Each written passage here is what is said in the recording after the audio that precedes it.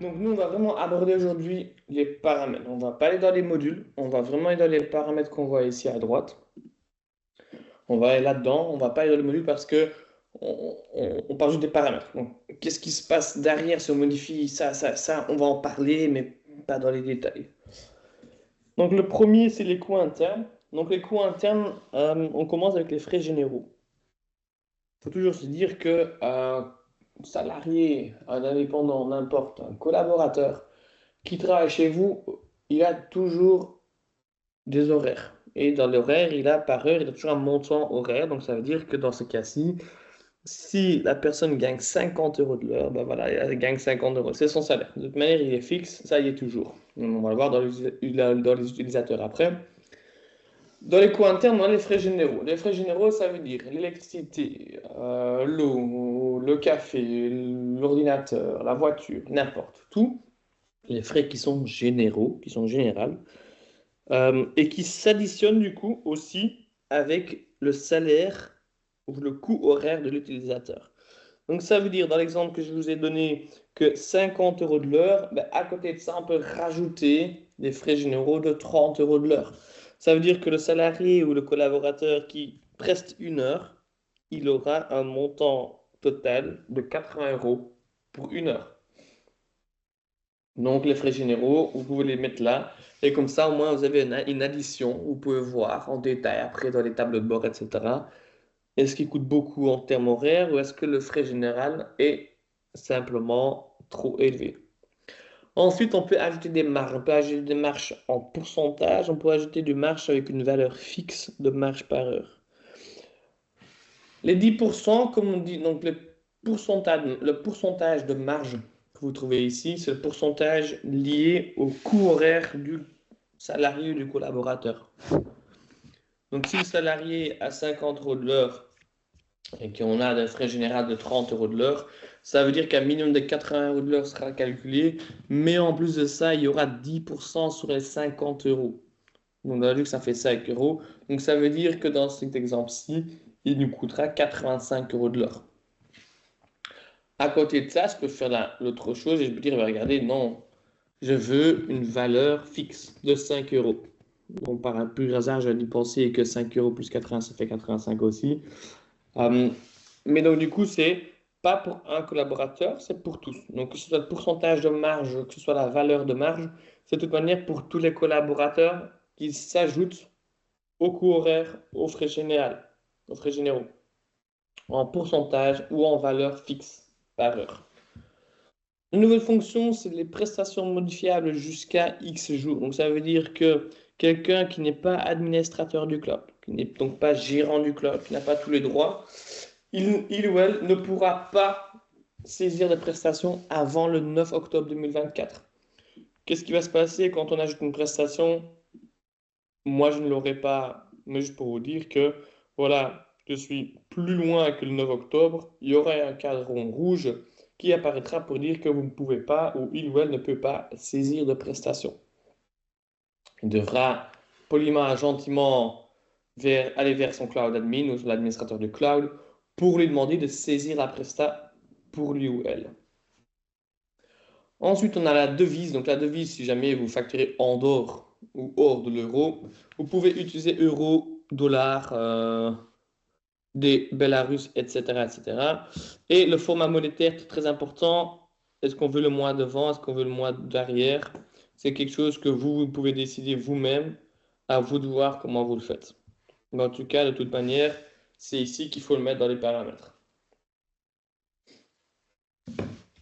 Ensuite, on a les unités et les types de prestations. Les unités, on va voir juste après. On va d'abord voir les types de prestations. Les types de prestations, c'est vraiment la prestation qu'on va faire. Donc, le déplacement, l'expertise, plan sur papier, etc. Ce qui est important à savoir, c'est qu'on a des types de prestations comme par exemple expertise et qu'ensuite on a des colonnes. Unité, comme dit, on va le voir juste après. Mais on a la colonne frais généraux et la colonne marge. Donc, on voit quelques types de prestations qui nous indiquent que parfois il y a un V, donc ça veut dire que c'est activé, parfois il y a un X, ça veut dire que c'est désactivé. Et donc là, on peut se dire que voilà, expertise, quand on appuie dessus, on voit que frais généraux et marge sont pris en compte. Ce qui veut dire qu'à côté du salaire que le collaborateur il a sur Archix, on va compter et le frais général et la marge. Donc les données que vous retrouverez ici. Il se peut que, comme plan sur papier, vous comptez que les frais généraux. Il se peut, ce n'est pas une obligation, mais il se peut aussi que vous comptez par marge, et donc vous comptez que le frais généraux. C'est possible. Vous pouvez, comme ici, ces réunions en néerlandais, désactiver les deux. On peut même faire l'inverse et dire, ben non, je veux compter uniquement la marge, par exemple. C'est possible aussi. On peut faire de toute manière. Sachez que chaque fois que vous indiquez que quelque chose est compté, que ça s'additionne sur le coût horaire ou le coût de l'utilisateur par heure en total. Ensuite, on a force et coût et force et tarif. Donc, il se peut que vous dites, bah, ok, imaginons qu'un collaborateur qui gagne 50 euros de l'heure, qui gagne 100 euros de l'heure, n'importe, il n'y a pas d'importance. Parce que moi, aujourd'hui, voilà, je sais que quand je fais force et coût sur expertise, je sais qu'une expertise me coûte au minimum 150 euros. Voilà. Au moins, c'est le coût, c'est minimum 150 euros. Et ce sera toujours ce prix-là par heure. Même si le collaborateur a quelque chose d'autre, même s'il y a un frais généraux, etc., c'est d'office 150 euros. Ensuite, de l'autre côté, ça coûte 150 euros, mais je sais que si moi je fais ça pour un client, d'office, je facture 200 euros de l'heure. Voilà.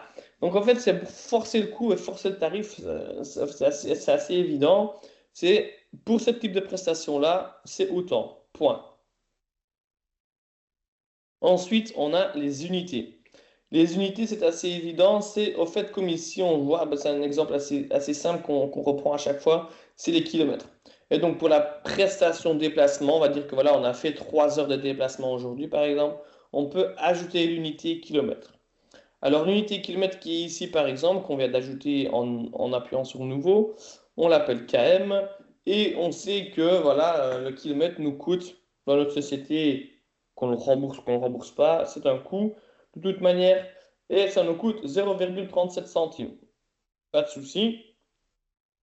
Mais ensuite, vous pouvez même choisir, si vous le voyez ici, si jamais c'est un déplacement en régie ou hors contrat, on facture 0,40 centimes vers le client, donc 3 centimes de plus par heure, ou par kilomètre, excusez-moi. Et donc vous allez voir que quand vous ajoutez une prestation en soi, type de prestation vous allez faire plan sur papier, il n'y aura pas de champ supplémentaire. Imaginons que je fais déplacement. Là, on va voir que dans le déplacement, je peux mettre que je fais 120 km par exemple. Je fais sauver et donc du coup, à la fois, à la fin, la facture, si elle est hors contrat, sera établie automatiquement avec le nombre d'heures, le nombre de coûts, tarifs, etc. On a papier A4, on a FG relevé, on a plein d'exemples qu'on peut mettre. On peut bien entendu que lier une unité par type de prestation. On peut pas en mettre deux, car on n'a qu'un champ aussi qui s'applique lors de la saisie de prestation. Ensuite, on va dans le projet. Alors, le projet, on a le format de date qui est très important, qu'on peut choisir avec des points, pas des points, d'abord l'année, d'abord le jour. C'est à vous de voir. Et ensuite, on a localisation. Alors, localisation, j'ai juste le bureau, c'est l'adresse du bureau, etc. Donc, dans la mesure où on peut dire, voilà, on a un Archix à Oosterzeele et on a un Archix à Moucron, par exemple. Là, ça a l'air très très simple. Dans les tableaux de bord ensuite que vous allez pouvoir faire, c'est au fait très important parce que là, on peut voir que, ok, est-ce que Archiclo fait bien son travail? Est-ce qu'il facture bien? Est-ce qu'il ne coûte pas trop? Est-ce que Moucron ne coûte pas trop? Est-ce que Moucron facture bien, etc. Et ainsi de suite, et ainsi de suite. Donc, en fait, juste en ajoutant une localisation à votre environnement réel, bien entendu, vous pouvez voir, vous pouvez constater comment est-ce qu'une localisation le fait par rapport à l'autre. Ensuite, on a type de projet. Alors, type de projet, comme vous le voyez ici, on a architecture, on a école, on a healthcare, housing, etc. C'est en deux langues. C'est la même chose, le même principe au fait que localisation, sauf que c'est en type de projet. Le même principe, je veux dire que surtout pour les tableaux de bord, pour faire du rapportage, etc., là, vous pourrez choisir et dire, voilà, je veux voir que les architectures, je veux voir que les écoles, je veux voir que les housing, etc., pour voir quel type de projet est le plus rentable ou le moins rentable. J'attends toujours les types de projets pour vous dire qu'au fait, sur Archix, on ne peut rien supprimer tant que quelque chose est lié. Je vous prends l'exemple d'architecture. Je fais supprimer. Avant de supprimer, il me donne tous les projets qui sont liés à architecture. Et là, je peux dire, eh ben non, mais mettez ça sur école, transférer et supprimer. Voilà. Est-ce que je veux supprimer école? Ben, ça va faire la même chose. Et là, on voit qu'il y a 4 projets. Donc, on peut jamais supprimer quelque chose qui est déjà lié. Par contre, ce qui va se passer, c'est si jamais on se dit, ben voilà, Archix Osterzel, on met un 2. Voilà. Et à école, je mets un 7. Je mets des exemples assez bêtes. Ben là, on va se dire, ben ok, ceux qui étaient juste école, ben, ils vont devenir école 7. Donc, ils vont changer tous les projets. C'est rétroactif, ça veut dire qu'on aura, ben, ce sera et dans le futur, mais dans le passé aussi. Donc, tous les projets qui sont liés dans le passé à école deviendront école 7. La même chose pour Archix Osterzel, qui est devenu Archix Osterzel 2. Ensuite, on a les statuts du projet. Donc, les statuts, on a 5 statuts qui sont d'office, qui sont par défaut sur Archix Cloud. Donc, ça va de fermer à refuser, à suivre, ouvert et prospect. La seule chose que vous pouvez modifier, c'est juste la couleur des statuts. Ça, il n'y a pas de souci. Vous pouvez à tout moment. Ensuite, on peut même ajouter nous-mêmes les statuts. Ou vous-même les statuts. Comme ici, en attente, sous-demande, WIP. C'est plein des statuts que nous avons ajoutés. Donc, j'appuie juste sur le bouton nouveau, il n'y a pas de souci. Et ensuite, vous pouvez même filtrer, tableau de bord encore une fois, sur ces statuts-là. Schéma de phase. Alors, les schémas de phase, je précise, les schémas de phase dans les paramètres ne changent jamais rien dans les contrats. On a beaucoup la question où on nous dit, voilà, j'ai changé ça dans les paramètres, mais ça ne change pas dans le contrat, c'est normal. Les paramètres, sachez qu'il y a très peu de choses qui changent dans les modules même. Les statuts, type de projet, localisation, oui. Tout ce qui est schéma de phase, facturation, montant, financier, etc., tout ça ne change pas. Donc, tout ça est quelque chose qui sera pour les projets futurs. Les schémas de phase, comme vous le voyez, on a 6 différents schémas de phase. Il se peut que vous en ayez plus, il se peut que vous en ayez moins. Le grand avantage des phases, c'est qu'au fait, on ne doit pas à chaque fois rappuyer ou réajouter nous-mêmes manuellement chaque phase. Et donc, on a architecture B et FR, par exemple, où on a la phase étude préalable avec son code, le type de phase et la valeur de la phase. La même chose pour l'avant-projet, c'est un pourcentage, c'est 20%, et les travaux complémentaires sont en hors contrat. Alors, le code n'est pas un champ obligatoire, il n'est pas obligé. Cependant, si vous le mettez, sachez que dans le webinaire de facturation qu'on a fait il y a quelques temps, je vous explique aussi que quand on met un code, ben, automatiquement, si on facture la phase étude préalable, la ligne de facturation va indiquer EP-étude préalable, tiré du 6 d'ailleurs. Donc, à tout moment, ce n'est pas grave, vous pouvez toujours modifier la ligne de facturation, comme évoqué aussi lors du webinaire, mais sachez que si vous n'utilisez pas du tout le code, ça ne vaut pas le coup de le mettre dedans dans les schémas de phase à chaque fois, parce qu'à chaque fois, vous allez devoir remodifier la ligne de facturation alors à ce moment-là. Ensuite, on a la petite colonne, on a la petite case inclus. Alors, il y a une petite explication juste ici pour ça. Donc, les phases incluses seront déduites du total des honoraires pour calculer les pourcentages. Donc, vous avez le choix de inclure ou pas. Ensuite, on a budget de prestation. Alors, les budgets de prestation, ceux qui ont suivi le webinaire des contrats, oula, ils savent que les heures budgétisées, on peut les budgétiser pour des utilisateurs sur chaque phase ou on peut les budgétiser tout court pour une phase. Dans ce cas-ci, si vous mettez comme ici 16, 15, 50, 20, 60 et ainsi de suite, c'est juste pour la phase elle-même que vous allez budgétiser. Il se peut qu'à chaque fois, vous voulez que l'étude préalable ne prenne que 16 heures, que exécution des travaux ne prenne que 70 heures, et ainsi de suite. Donc, à tout moment, vous pouvez les mettre. C'est pour budgétiser. Est-ce que c'est correct? Est-ce que ça ne va pas changer? Je ne dis pas. Vous changerez tout ça dans le contrat, mais vous pouvez déjà les mettre au préalable dans les schémas de phase.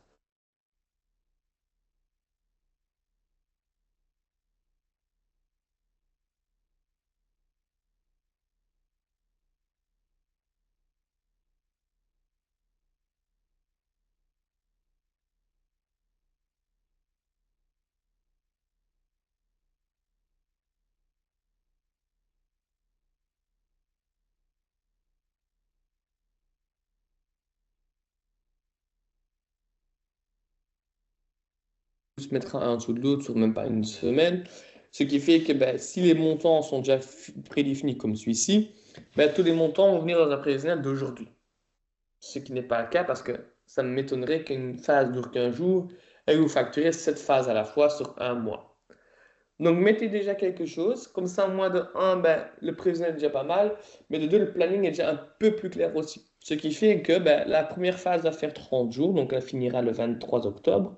Ou le 22 octobre, ça dépend de combien de jours il y a dans le mois d'octobre. Et ensuite, ben, la deuxième phase commencera après la première phase. Donc, après 30 jours, il y a la phase X qui commence.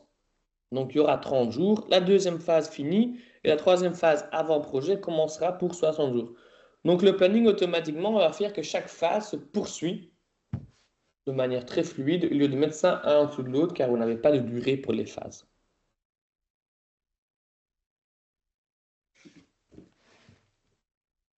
Ensuite, on va dans les contacts. Alors, les contacts, on a deux choses. On a la base de données des contacts et on a la catégorie des contacts projets. Donc, les types de contacts, on a burgomestre, c'est en néerlandais. Monsieur, madame, on a gouverneur aussi en néerlandais. Donc, on peut mettre n'importe quel titre. C'est vraiment à vous de voir comment vous faites. Cependant, voilà les titres de contacts. Si on va dans le module des contacts et qu'on appuie sur n'importe quel contact, on peut ajouter, voilà, ici, il y a déjà madame, je peux déjà mettre burgomestre et sauver. On va pas le voir directement dans le module des contacts, mais c'est très important dans le cas où on fait de la création de documents, où on met certains contacts de projets sur les factures, etc. Pourquoi? Car si, voilà, on fait contact, on met les titres de contact. Si je fais une petite virgule vers les codes qui sont sur Archix, si on a contact, voilà, chaque petit contact qu'on va ajouter, contact, maître d'ouvrage, studie bureau, EPB, EPC, avocat, etc., etc. Chaque titre que vous allez faire deviendra aussi en même temps un titre, par ici. Par ici, par ici, par ici, par ici. Ensuite, on a la base de données, on a donc les types de contacts. Alors, les types de contacts, c'est vraiment pour caser chaque contact, on va dire, vous donner un petit label pour dire, voilà, dans la base de données, toi, tu es ça, toi, tu es ça. Et comme ici, on a donc les clients, on peut avoir les autorités, les privés, les publics, ceux qui font de la démolition, ceux qui font du heating, du plumbing, de la plomberie. Donc, on peut avoir chaque type de contact peut avoir une sous-type aussi. Et donc, tout ça, tous ces types de contacts, chaque fois que vous modifiez quelque chose, automatiquement, on va revenir dans les modules des contacts et on va retrouver juste ici. Quand on appuie sur un contact, on descend tout en bas. On a les types de contacts. Et là, on peut dire, voilà, c'est une construction générale, mais aussi une démolition, mais aussi, bah, il est blacklisté depuis 2024. Par exemple, j'ai dit une bêtise, mais voilà, donc ça arrive, donc on peut taguer, attribuer différents tags, différents types de contacts à un seul contact. Il n'y a pas de souci, vous pouvez faire ça. Si je fais sauver et que je vais dans Blacklist 2024, voilà, Pierre de Menet, il est là. Si jamais Pierre de Menet regarde, ce n'est pas le cas, vous en faites pas. Et donc ensuite, on a les catégories des contacts projets. Et donc là, vous voyez EPB, EPC, avocat, jardinier, paysagiste. Donc on a toujours deux catégories par défaut qui sont maîtres d'ouvrage et entrepreneurs. Ceux qui ont suivi le webinaire de facturation ils savent, oula, j'arrive pas aujourd'hui, ils savent que le maître d'ouvrage est une catégorie qui est utilisée pour aussi indiquer à qui va la facture. Et l'entrepreneur est utilisé pour savoir ou utilisé pour faire en sorte qu'Archix sait de qui peut venir la facture. Donc l'entrepreneur, c'est une facture in et le maître d'ouvrage, c'est pour le facture out. Je reviens sur les catégories avocat, jardinier, paysagiste, n'importe. C'est pour les détails de projet. Donc là, on parle même plus de base de données, on parle vraiment des contacts pour le projet. Donc, si on va dans les détails de projet, vous allez voir que j'ai beaucoup de contacts qui ont déjà des labels. Pour tout vous dire que voilà, Pascal dit non, j'appuie dessus, je regarde, ah ben non, c'est pas le maître d'ouvrage du tout, en fait, c'est le paysagiste. Voilà, je mets paysagiste, je fais sauver, qu'est-ce qu'on voit? Que voilà, Pascal dit non est devenu paysagiste. Donc, automatiquement, tout le monde peut avoir son label. Et là aussi, encore une fois, si on crée des documents dans des projets, très très important, si on met un certain code comme paysagiste sur un document, et qu'on n'a pas de paysagiste dans le projet, ben, il se peut que, non, il se peut, ce sera effectivement comme ça, que cette case-là ou ce champ-là restera vide. Donc, si vous travaillez beaucoup sur la création de documents, il est très important que les labels, les catégories de chaque projet ou chaque contact de projet soient bien définis pour chaque contact. Tout le monde, tout le monde. Ensuite, dans les tâches, alors dans les tâches, c'est la même chose qu'un schéma de phase, mais juste un schéma de tâche ou un modèle de tâche. C'est un synonyme. C'est le même principe. On fait un titre de tâche, on met les tâches en dessous, et ensuite on peut rajouter des informations. Alors, qu'est-ce qu'on peut rajouter si j'appuie juste sur plan maison? On peut ajouter une description, voilà, faire un plan de maison avec 4 murs, je dis des bêtises. Et donc là, on peut aller ajouter un tag. Alors un tag, ça revient du mot hashtag, hein, pour ceux qui connaissent bien les réseaux sociaux. Donc là, on peut dire, voilà, en fait, ça fait partie de, non, pas la demande de permis, c'est pas une demande, c'est pas une éval, c'est pas de la finance, c'est pas envoyé. Ok, donc c'est pas ça, je vais créer un nouveau tag. Ça fait partie de plan. Et j'appuie sur Entrée. Et mon tag a été créé. Si je fais sauver, je que je descends, voilà. Je vais voir que le tag n'est pas encore apparu. Si je fais un rafraîchissement maintenant de ma page, vous allez voir que, ah ben voilà, le tag plan vient de se créer dans ma liste de tags. Et en plus de ça, si je reviens dans mon modèle de tâche d'avant-projet, je vois que plan maison a le tag plan. On peut rajouter plusieurs tags, plusieurs tags à une tâche, ou même une tâche à plusieurs tags. Il n'y a pas de souci. Vous pouvez, c'est surtout pour dans le tableau de bord ou de rapport des tâches qu'on peut réutiliser les tags des tâches. Et pour ceux qui ont suivi le webinaire, eux aussi, ils savent que c'est bien utile d'avoir les tags pour chaque tâche. On peut rajouter les tags, mais en faites attention que, imaginons, je fais plan-plan, je rajoute un nouveau plan, je sauve et je fais un petit rafraîchissement. Alors, le plan qui est identique au plan ne sera jamais fait double. Donc, il va toujours reprendre le tag qui est déjà existant s'il correspond. Cependant, ici, voilà, vous voyez que Verzenden envoyé en néerlandais et 2 fois. Si vous créez un nouveau tag, alors je vous suggère de le faire dans la tâche elle-même. Pourquoi? Quand on fait nouveau ici, je peux faire nouveau, je peux rajouter plan. Voilà, donc il ne va pas vous l'arrêter. Pourquoi? Parce qu'un tag, c'est un tag. C'est assez compliqué à faire de ne pas faire de double tag. Alors, si vous faites un nouveau tag, vous pouvez le faire par ici. Mais moi, je vous suggère de vraiment le faire dans la tâche elle-même. Pourquoi? Parce que quand on appuie sur la tâche, qu'on appuie sur le tag, automatiquement, on a tous ceux qui sont possibles. Et vous voyez, même si plan est le même, elle va me prendre parce que le tag ici correspond aux 2 tags qui sont là. Donc, si vous appuyez juste sur le tag, vous allez voir tous les tags possibles que vous pouvez lier à une seule tâche ou à plusieurs tâches, etc.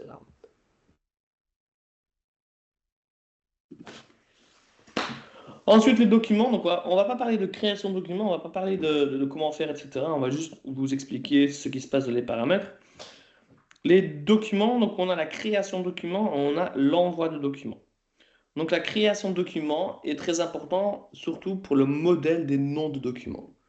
Où on peut dire, voilà, effectivement, j'enlève tout, je recommence, je dis, ah ben moi je fais beaucoup d'offres, donc du coup je vais mettre offre, nom du projet, tiret, numéro du projet, tiret, nom du modèle. Voilà. Et je fais ça. Comme vous le voyez, donc il m'a déjà fait un petit exemple où je mets offre.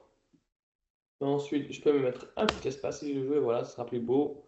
Offre, project name, c'est donc le nom du projet, tiret P01, qui pourrait être le numéro de mon projet, avec encore un petit tiret, template name. Template name, donc c'est le nom du template, nom du modèle.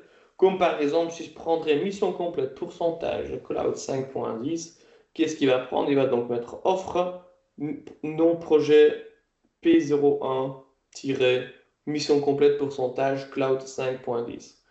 Donc il mettra tout le nom du template. Encore une fois, chaque petite chose que vous avez prédéfinie dans les réglages, dans 99% des cas, vous pouvez le modifier dans le module même. Je parle de contrat, je parle de document, je parle de facturation, qu'on va voir après aussi. tout est presque modifiable le moment même. Les réglages ou les paramètres sont là uniquement pour éviter qu'on répète beaucoup de choses, qu'on répète le travail manuel qu'il faut faire à chaque fois pour ajouter des phases, ajouter le nom du document, etc. Si toutes ces petites choses-là vous amènent à gagner du temps, ben tout le monde est gagnant à ce moment-là. Modèle de document, donc là, vous allez juste insérer tous les modèles de documents que vous voulez faire et vous appuyez juste sur ajouter du modèle. Le bouton aide vous donnera tous les codes.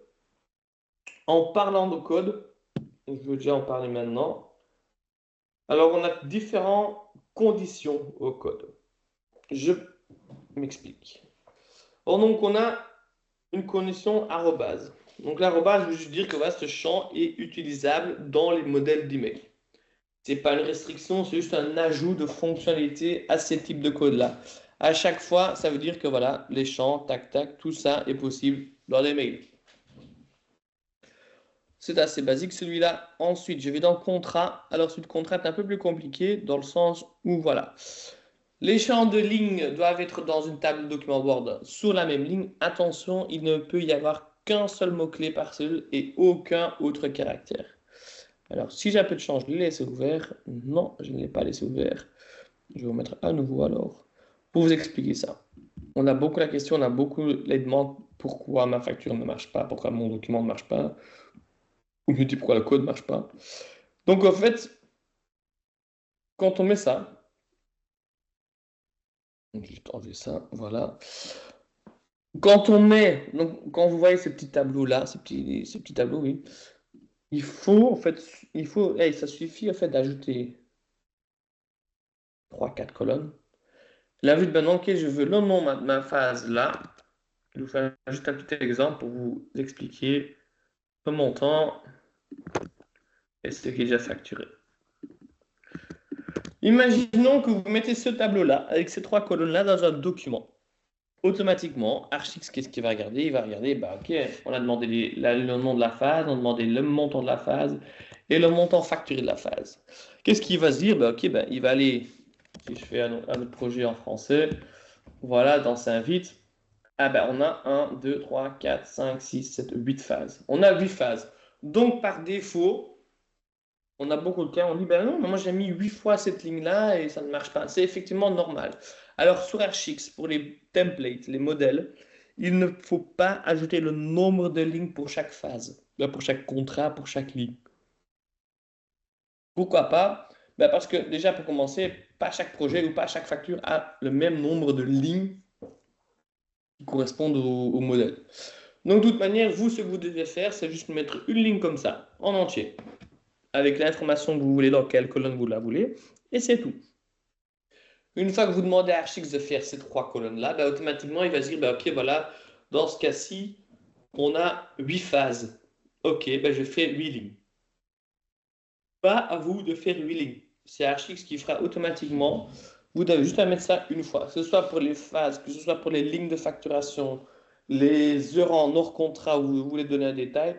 En fait, chaque fois, j'étais dans document, chaque fois que vous voyez une petite case comme ça, un petit tableau comme ça, vous avez juste à faire ça une fois. Pas plus fois, pas 3 fois. C'est la même chose que la facturation. Si on va dans éléments facturés, c'est la même chose. Il y a un petit tableau.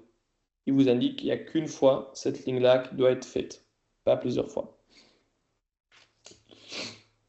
Ensuite, le dernier qu'on a, la dernière condition qu'on a, c'est ce petit V qui est là.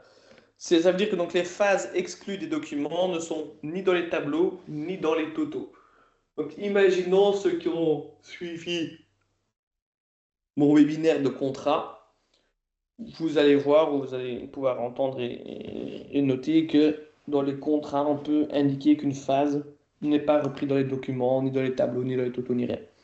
Donc ça veut dire que si vous faites un tableau, comme ici, le nom de la phase, code, le montant facturé, etc., ben, la phase n'apparaîtra pas dans ce tableau-là, parce que vous avez choisi de l'exclure de la création de documents.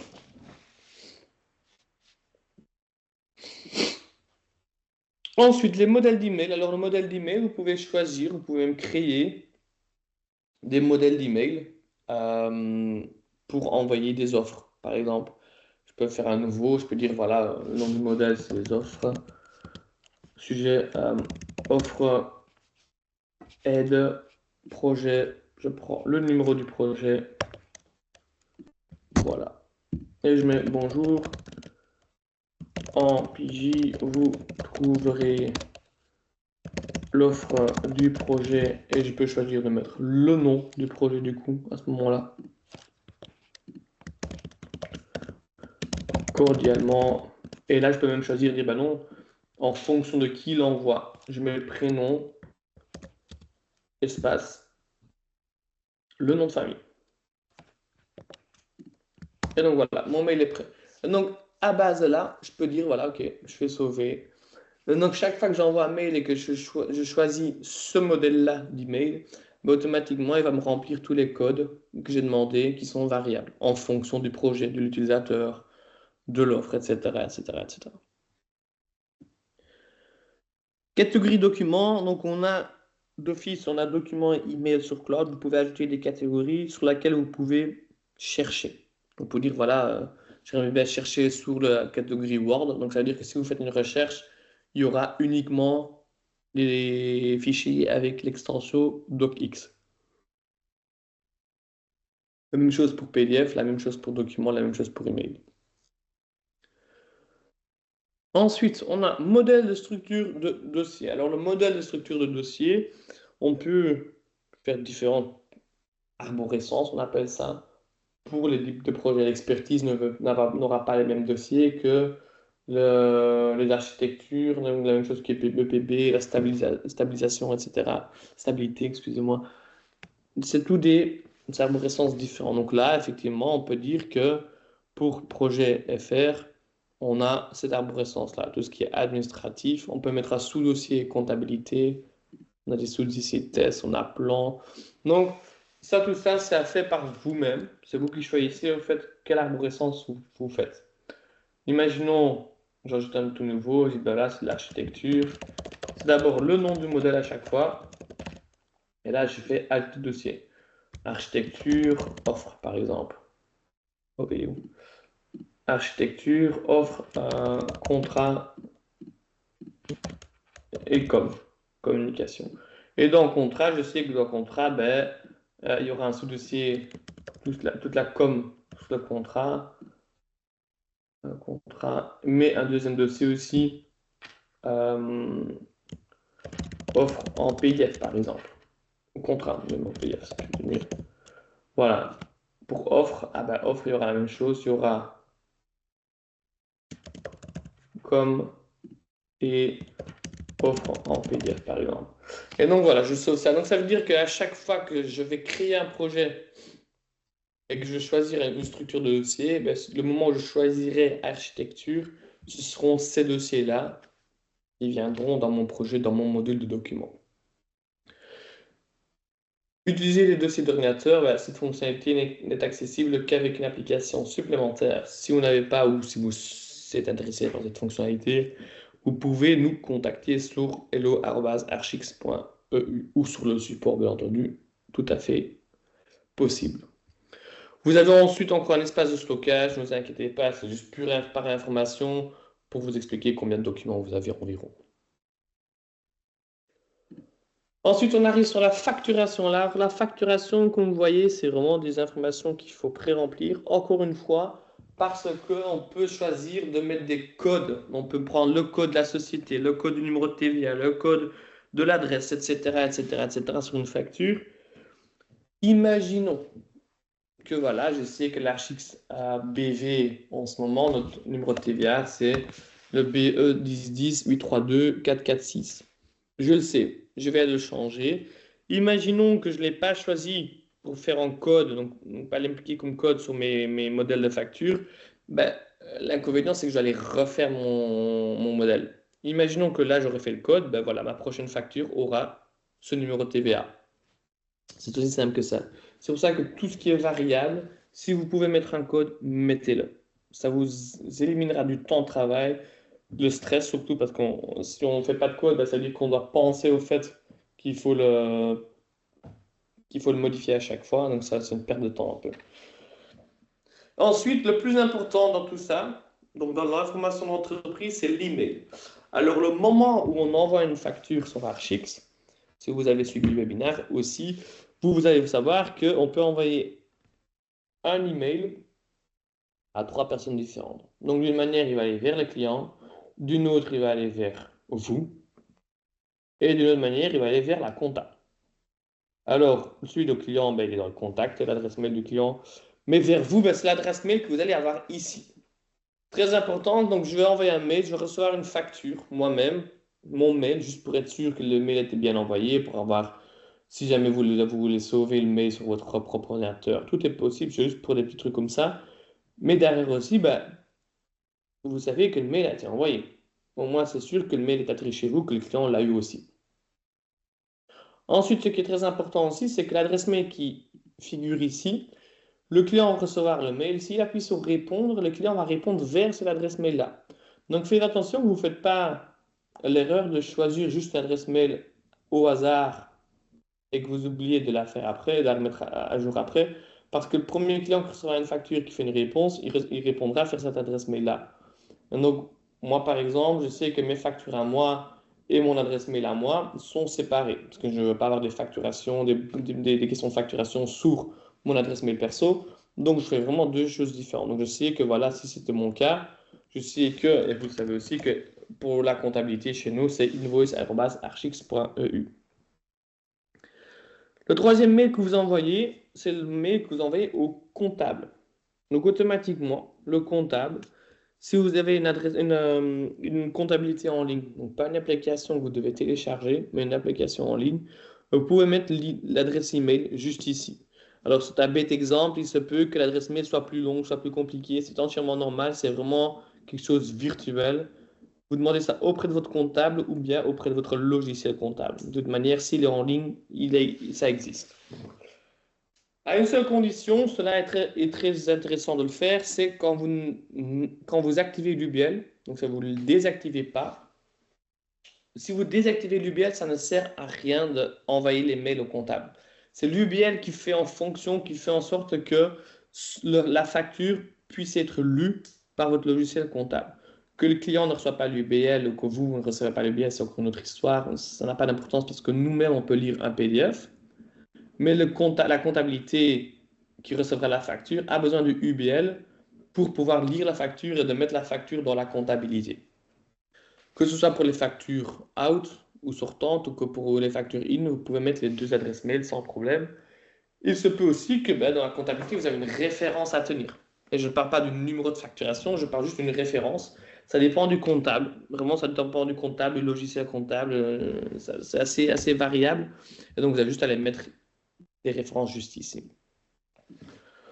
Ensuite, vous pouvez donc indiquer la période comptable. Donc, la période comptable n'est pas la période TVA ou comment vous dites, chaque mois où il faut remplir le, nombre, le taux de TVA, mais c'est vraiment l'année comptable.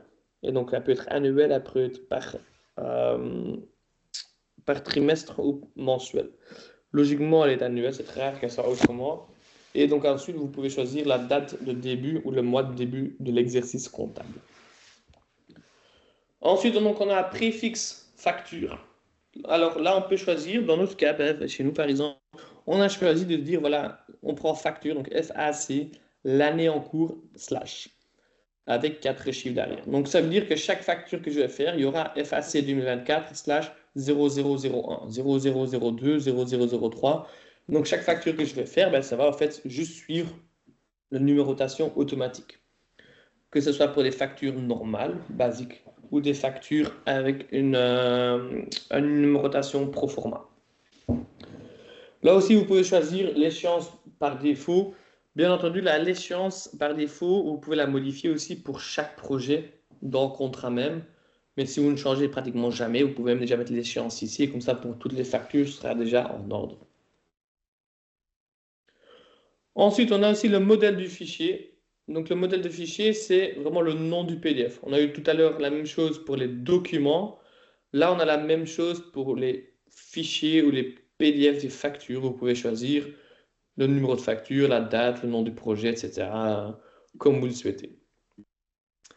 Taux de TVA 0, 16, 17, 18, 21, c'est que des exemples. Il y en a qui sont réels, il y en a qui ne sont pas.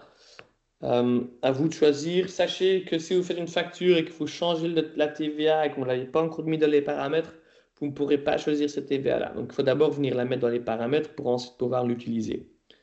Si vous faites une TVA à 0, et je supprime vite fait la TVA, j'ajoute la TVA à 0, d'office, voilà, il va vous dire, voilà, les taux de TVA à 0 peuvent nécessiter un motif d'exonération fiscale.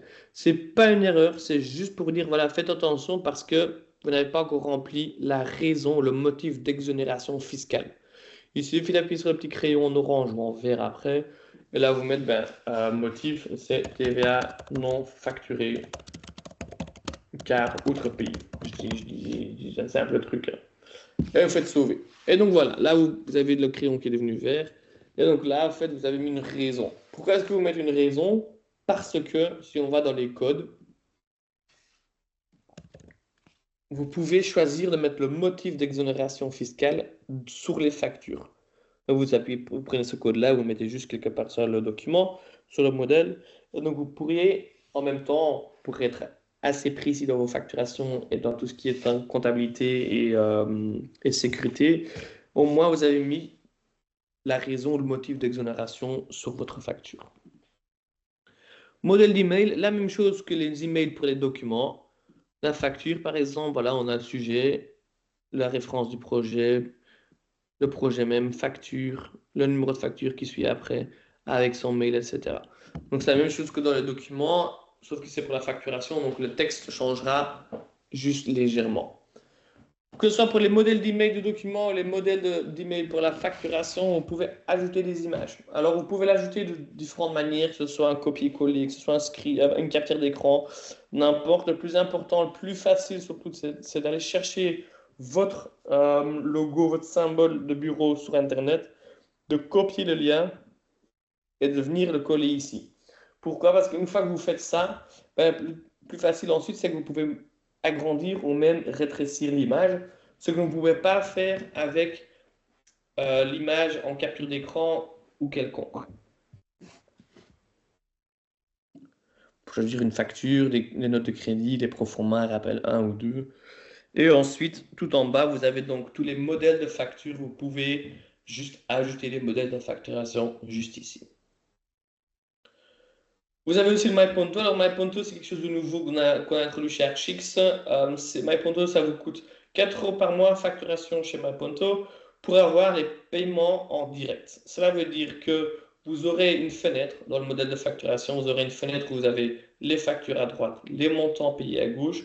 Si un montant correspond à un autre montant, que le client correspond, qu'il y a des critères correspondants, MyPonto va vous faire une notification. Vous appuyez sur la notification, il va vous dire voilà, ces paiements-là sont liables, on va dire, à cette facture-là. Vous avez toujours la dernière responsabilité, la dernière décision de accepter ou pas ce que MyPonto vous propose.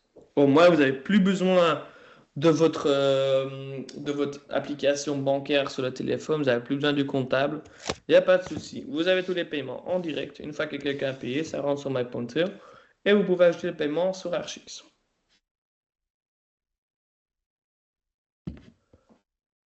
Ensuite, on va dans Utilisateurs. Alors, les utilisateurs, si je prends moi-même vite fait, j'appuie sur moi, qu'est-ce que je vois? C'est juste donc les informations de base, fonction, portable, mail, nom, prénom, etc. Et vous voyez que moi, chez moi, le rôle est vide. Alors pourquoi le rôle est vide? Parce que je suis administrateur cloud.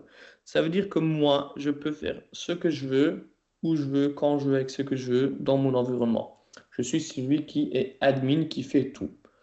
Quelqu'un qui n'est pas admin, si je prends juste quelqu'un d'autre, il n'est pas admin, j'aurai droit ou je devrais mettre un rôle pour chaque personne. Alors les rôles, on va voir les informations utilisateurs juste après. Les rôles, c'est le synonyme des privilèges. C'est la même chose, c'est là où vous allez choisir quel type de collaborateur peut faire quoi. Par exemple, le chef de projet, si je prends chef de projet, chef de projet chez moi, il a accès à rien, je vois. Il n'a pas accès à rien. Donc, Là, je peux dire, ah ben, tout ce qui est projet, et donc projet, c'est le module détail projet, il peut lire. Les prestations, ah, il peut voir celui à lui-même, pas tout le monde, juste l'utilisateur seulement. Ah, les contacts, il peut les modifier. Les tâches, il peut les modifier. Alors sachez que même si vous donnez un privilège à quelqu'un qui n'est pas accès au module, c'est pas grave. Je m'explique. Alors l'abonnement que vous avez, que ce soit Time Only Start, Pro, Time Plus ou Expert, cet abonnement vous donne accès au module. Et quelqu'un qui a un Time Only n'a que détail projet et prestations. Il ou elle n'a pas droit à tout ce qui se passe en dessous. Même imaginons que je donne à quelqu'un un Time Only qui est chef de projet et je dis, ben voilà, il peut modifier les contacts. Même s'il peut modifier les contacts, il ne va pas pouvoir voir les contacts. Donc, ça ne sert à rien de vous donner un privilège. Ce n'est pas de la nature d'archi de donner un privilège à quelqu'un, de dire, ah ben, ok, non, on a un time only, vous pouvez toucher les contacts. Mais non, non. Donc, n'ayez pas peur. Imaginons que vous avez fait une faute, vous avez dit, oh non, il peut aller toucher au document, mais il a un time only. Il n'y a pas de souci. Il ne peut pas toucher au document. La seule chose que je vous demande quand même de faire attention, c'est les paramètres. Donc, les paramètres, c'est quelque chose qui est très, très à part. Ce n'est pas un module en soi où là, vous devez faire attention quand même de mettre sur pas d'accès pour être sûr qu'à aucun moment, il y ait un souci. Alors, j'ai une petite question de Carole. Comment faire apparaître la notification pour MyPonto car nous avons 2 licences experts avec accès à la facturation sur une licence, mais pas sur l'autre à l'office, on dirait. Comment retrouver? Alors, la notification est très aléatoire. Donc, ça, c'est quelque chose que MyPonto gère. La notification que vous allez avoir, c'est vraiment au moment où le premier qui rafraîchit. C'est très rare de l'avoir 2 fois. Ça arrive. Donc, nous aussi, on gère la facturation. Allez, on gère la facturation. On a plusieurs personnes qui ont accès à la facturation. Les deux ont accès à la notification de MyPonto. Mais il suffit que MyPonto envoie la notification et que vous n'avez pas encore rafraîchi votre navigateur, vous ne l'aurez pas encore. Donc, il faut vraiment rafraîchir le navigateur au bon moment pour avoir la notification. Mais le nombre de fois que vous appuyez sur une autre module de détail, de calendrier, de contact, ça va se rafraîchir automatiquement. Mais c'est juste une question de coïncidence, au fait. Donc, j'étais dans les privilèges. Donc, voilà, j'ai fait mes privilèges, je fais sauver. Et donc là, je peux dire, dans les utilisateurs, je vais à celui-ci. Je dis, ben non, c'est pas Project Manager, c'est juste un architecte. Et je fais sauver. Donc, imaginons, parce que là, on a parlé de quelqu'un qui a euh, une time only où je donne accès aux contacts, ben, il ne va pas les voir. Mais de l'autre côté, je peux faire la même chose, dans l'autre sens. Ou quelqu'un qui est un expert, dans ce cas-ci, je lui donne le rôle architecte. Si je vais aller voir dans privilèges et que j'appuie sur architecte, ah ben, je vois qu'il est expert, mais les projets, il peut le lire. Il voit que les utilisateurs, il voit son utilisateur, pas les autres. Je vois que dans le contrat, ben, il n'a pas accès au budget. Donc, il se peut que vous donnez quelqu'un un expert, mais que dans les privilèges, vous lui enlevez quelques droits. Il est possible, ça, il n'y a pas de souci. Il faut juste faire attention que vous enlevez, que vous interdisez les bons ou pas bons. Je m'indique un peu plus loin, il se peut que parfois, je donne accès aux paramètres à 100%, je donne au budget modification, je fais tout modifier, et qu'au bout d'un moment, je dis, ben non, en fait, les paramètres, il ou elle ne doit pas le voir, je n'ai pas d'accès. Pouf. Vous voyez que ça a beaucoup d'impact. Donc, si parfois vous dites, ben non, c'est pas possible, elle doit voir ça, mais pas ça, il se peut que vous devez aller dans paramètres, par exemple, et juste faire modification des coûts internes, le reste n'a pas d'accès, et qu'à ce moment-là, elle peut voir le budget. Si j'enlève les coûts internes, vous allez voir que, pouf, le budget ne peut pas voir. Pourquoi? Parce que le budget ben, contient les coûts internes de chaque collaborateur ou de coûts internes des frais généraux. Donc voilà, donc tout ça, c'est à bien faire attention. On veut bien vous aider là-dedans. C'est assez compliqué au tout début. Au fur et à mesure, de comprendre que ben, chaque chose est liée un peu sur Archix et que si on veut accès à la facture, ben, il faut au moins avoir accès à la facturation et les données de facturation aussi. Qu'est-ce qu'on voit encore? Alors, on a fait donc les rôles et ensuite on a encore 3 boutons. Donc, on a l'administrateur cloud qui est assez clair. Et ensuite, on a peut uniquement accéder à mes projets. Alors, mes projets, c'est un collaborateur ou un salarié, n'importe, et dans l'équipe du projet.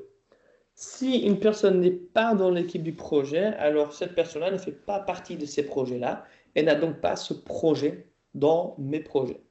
Ça veut dire que si ceci est coché, et que Sam Reinhard n'est pas dans un projet, Sam Reinhard ne pourra pas encoder des prestations. Il ou elle peut uniquement encoder des prestations quand elle est dans l'équipe de ce projet-là. Ensuite, ne peut accéder au contrat que s'il est administrateur du projet. Alors déjà, pour commencer le contrat, il faut avoir un pro. Déjà, c'est la première condition pour avoir accès au contrat. Ensuite, si quelqu'un, que vous travaillez avec des admins de projet, les gestionnaires de projet, c'est la même chose, vous pouvez indiquer que voilà, tant qu'il ou elle n'est pas gestionnaire de projet ou administrateur de projet, il ou elle n'a pas accès au contrat. Sachez qu'il n'y a qu'un gestionnaire ou admin de projet possible. Donc, il n'y en a pas plusieurs. On peut mettre plusieurs personnes dans l'équipe, mais pas gestionnaire. Ce qui est logique, c'est qu'il n'y a qu'un gestionnaire à chaque fois, que ce soit pour une certaine période ou pour un certain projet. De toute manière, il n'y en a qu'un possible. Ensuite, on a le nouveau mot de passe qu'on peut régénérer. On peut désactiver la personne, on peut changer l'email. Désactiver la personne ne veut pas dire qu'on va la supprimer. Si on désactive quelqu'un, qu'est-ce qui se passe? On va les retrouver juste ici dans utilisateur inactif. Ça veut dire que voilà, Sam Reinhard, si je le désactive, il ne viendra pas dans toutes les listes d'utilisateurs à chaque fois où je dois aller chercher les utilisateurs actifs. Il viendra juste tout simplement dans la liste des utilisateurs inactifs. Ensuite, on a les données financières. Alors, données financières, c'est les coûts. Et je vous ai parlé tout à l'heure qu'un collaborateur a certains coûts. C'est son salaire, entre autres. Et ensuite, on a le tarif. Donc, le tarif, c'est imaginons que la personne travaille en régie ou en hors contrat. Ben, automatiquement, ce sera calculé pour voir combien vous pouvez facturer à ce client-là. Qu'est-ce qu'on voit? Donc voilà, Sam Reinhard a, depuis 1 janvier 2024, un coût horaire de 70 euros et un tarif horaire de 80 euros. Je peux dire, voilà, changer le contrat. Je peux dire, voilà, à partir du 1er novembre, il n'aura pas 70, mais 72, et le tarif est de 90 à ce moment-là. Et je fais sauver. Qu'est-ce qu'on voit? Historique, ben, ça veut dire que le 1er novembre, à partir du 1er novembre, il aura un coût de 72, un tarif de 90. Ce n'est jamais rétroactif. Encore une fois, rétroactif, c'est très, très, très, très, très rare que vous pouvez le modifier. Tout ce qui est finance, c'est d'office proactif, donc c'est-à-dire en futur. Imaginons que moi maintenant je dis ben non, je change de contrat et je vais mettre le tarif à 1 octobre à 100 et ici 200, je ne pourrais pas. C'est ou bien aujourd'hui ou bien plus loin dans le temps, mais jamais, pas plus, ouais, plus loin dans le temps, mais jamais en arrière dans le temps. Ce n'est jamais dans le passé qu'on peut changer tout ça. Si jamais vous vous êtes trompé, le premier novembre n'est pas juste, vous pouvez appuyer sur la poubelle pour le supprimer. Ensuite, vous pouvez aussi changer les heures de travail. Et ici, par exemple, Sam Reinhardt travaille 40 heures la semaine, mais on peut dire, voilà, non, sur le lundi, il ne travaille pas. Et vendredi, il ne fait que 4 heures. 3 fois 8, 24, 4, 28. Donc, elle travaille que 28 heures la semaine. Possible, c'est possible. Dans le webinaire de planning, celui-ci, ces heures de travail sont très, très importantes pour pouvoir calculer la charge de travail de chaque personne. Ensuite, la souscription, ben voilà, quelqu'un qui est un expert. Si jamais Sam part demain et que ce soir, voilà, je fais un peu je suis sur Archix, je peux tout simplement enlever l'abonnement de Sam Reinhard. À ce moment-là, il ou elle n'a plus accès à Archix, même s'il y a encore un utilisateur actif. Donc, on peut enlever l'abonnement, appuyer sur sauver. Sam Reinhard sera toujours dans les utilisateurs actifs, mais n'aura plus accès à Archix. Donc, il suffit juste d'appuyer sur le petit bouton rouge de l'abonnement et d'appuyer sur sauver. Ensuite, on a les absences. Alors, les absences, c'est assez basique. On est en train de développer un module de RH qui viendra. Là, pour l'instant, ce qu'on peut faire, c'est juste appuyer sur nouveau et se dire, OK, voilà, on a pris congé du 14 au 21 novembre, par exemple. Automatiquement, vous allez voir que le 14 au 21, ben, en fait, il y a 7 jours. Et 1, 2, 3, 4, 5, 6. Il y a 6 jours, excusez-moi. Il y a 6 jours. Mais le week-end n'est pas compté. Et donc, automatiquement, il vous le dit les week-ends et les jours déjà encodés ne sont pas comptabilisés. Les jours fériés ne sont pas pris en compte. Pourquoi? Parce que les jours fériés, ça dépend dans quel pays vous êtes, ça dépend de si vous le prenez ou pas, c'est comme les ponts, etc. Donc c'est trop variable. Donc on a pris les week-ends et les jours déjà encodés. Donc là, vous pouvez dire, voilà, il a pris un congé payé. Tac. Donc ça, c'est tout ce qui est absence. Normalement, les absences, vous pouvez voir tout le monde à chaque fois pour voir si il ou elle a pris des congés ou pas. Il n'y en a pas beaucoup qui ont pris des congés. Donc voilà, je ne sais pas si vous avez encore des questions.